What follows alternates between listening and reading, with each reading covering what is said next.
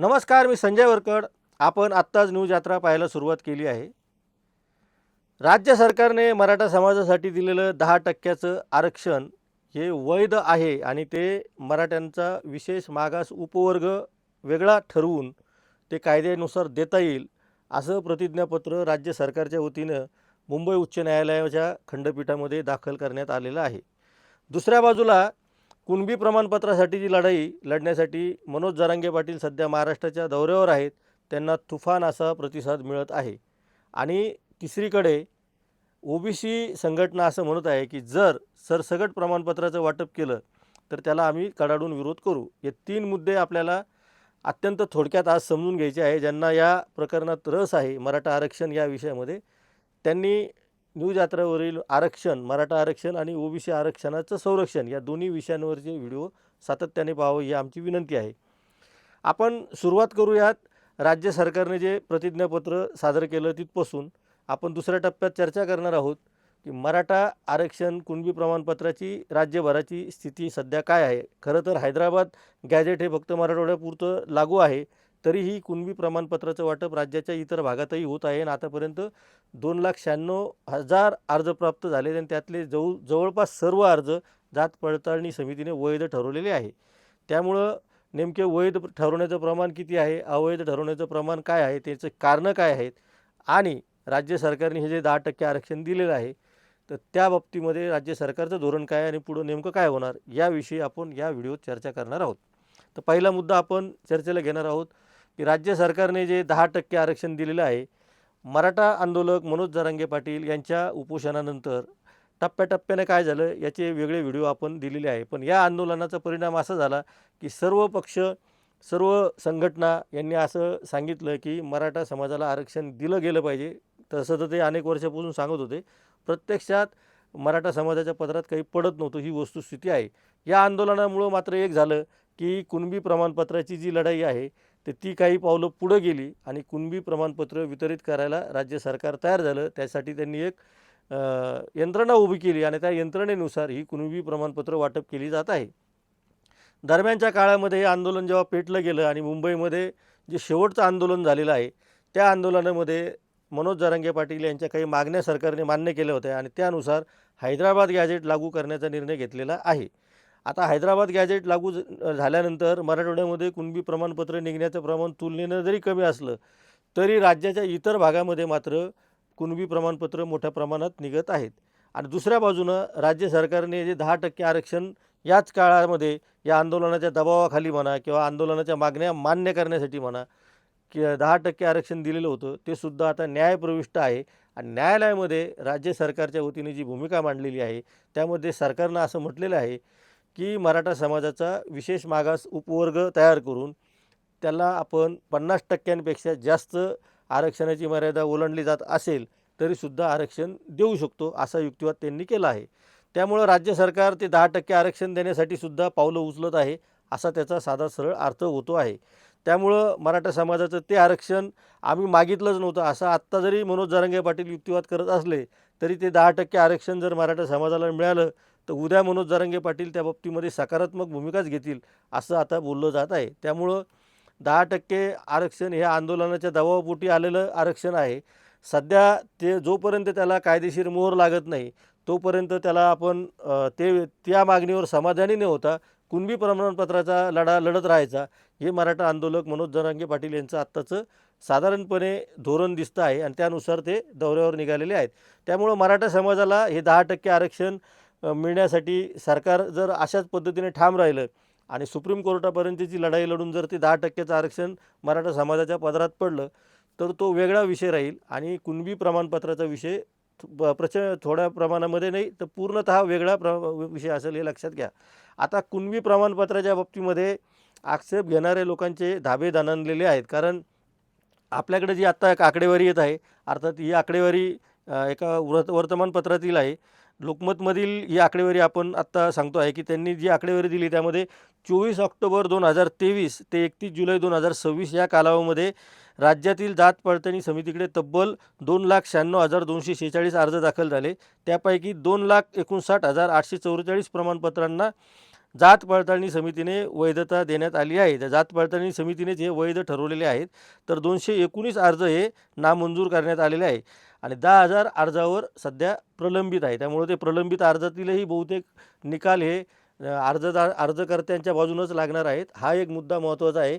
त्यामुळं जात पडताळणी समितीकडे अर्ज फेटाळण्याचं प्रमाण प्रचंड मोठ्या प्रमाणात कमी आहे आणि मान्य करण्याचं प्रमाण हे जवळपास 90% 95% जास्त आहे. याच्यावरून आपल्याला लक्षात येतं. आता पुढच्या काळामध्ये या सगळ्या कुणबी प्रमाणपत्राच्या वैधतेबाबत अनेक अभ्यासकांनी जे त्यांची मतं नोंदवलेली आहेत, तर ती पाहता ही प्रमाणपत्र कालांतराने रद्द होतील असं म्हटलं जात आहे. पण त्यामध्ये काही अंशी तथ्य असलं तरी सरसकट तसं म्हणता येणार नाही. बहुतांशी प्रमाणपत्र ही व्हॅलिडच होतील असा आंदोलकांना विश्वास आहे आणि आंदोलक त्यावर ठाम आहेत.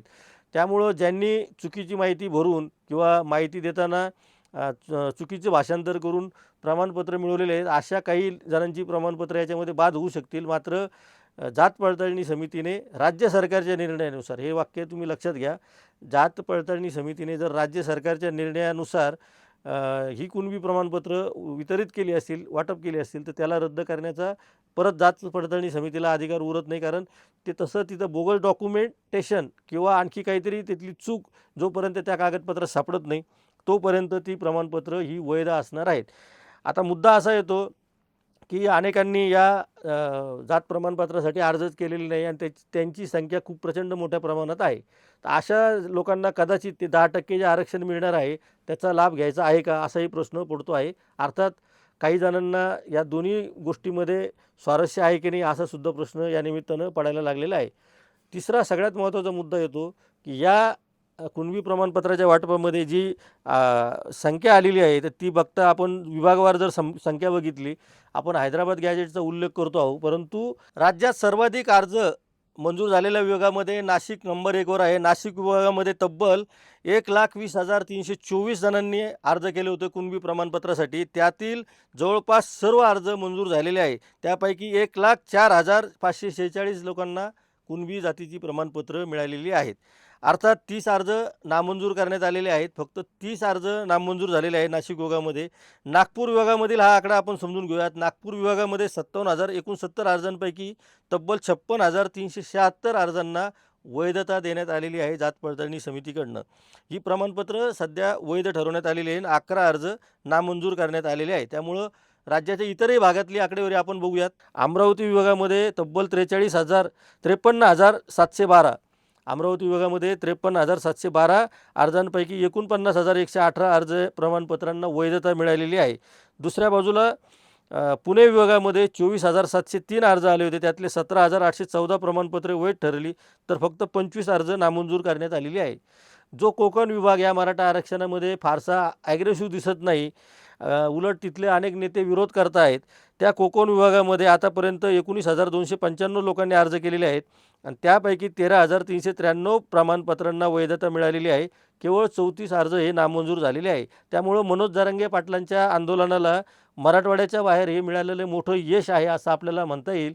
मराठवाड्यातील अर्जांच्या बाबतीमध्ये मात्र अजूनही तितकीशी संख्या दिसत नाही आहे. मराठवाड्यामध्ये 20,143 अर्ज आले, त्यापैकी 61 अर्ज फक्त नामंजूर झालेले आहे. तरीसुद्धा राज्याच्या इतर भागाच्या तुलनेमध्ये मराठवाड्यामध्ये अर्ज येण्याचं प्रमाण कमी आहे. 20,143 अर्जांच्यापैकी 15,593 प्रमाणपत्रांना मराठवाड्यामध्ये वैधता देण्यात आलेली आहे.